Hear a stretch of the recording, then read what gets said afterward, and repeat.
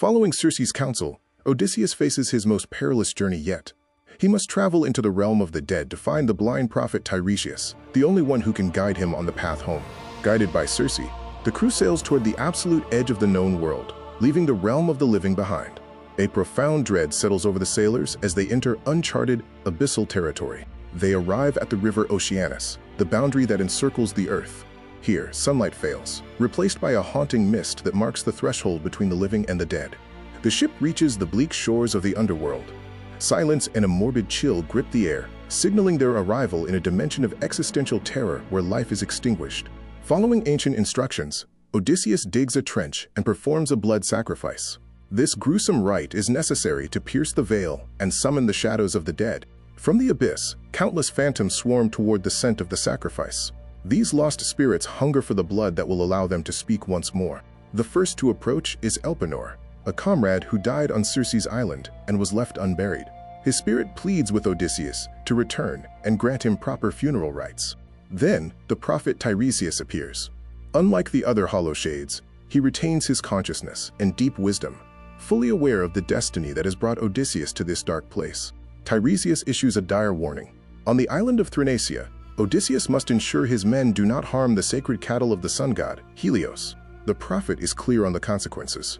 If the herd is harmed, the entire crew will face certain death. It is a chilling test of leadership and restraint.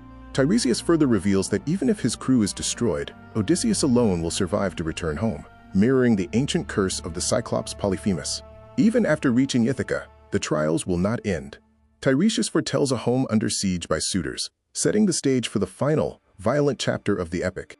Odysseus then spots the spirit of his mother, Anticlea, whom he believed to be alive. He learns the heartbreaking truth that she died of grief, longing for his return.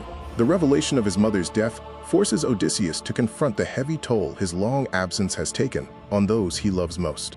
In his grief, Odysseus tries to embrace his mother's shade 3 times, but his arms grasp only empty air, a tragic reminder of the divide between the living and the dead.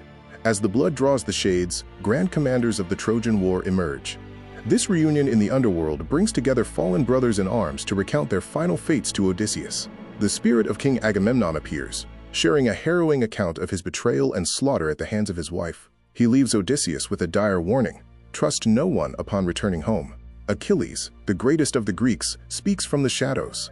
He shatters the notion of heroic glory, declaring he would rather be a living slave than the king of the dead. Burdened by the prophecies and secrets of the dead, Odysseus turns away from the abyss. He makes his way back to his ship, his future path now defined by the warnings he has received.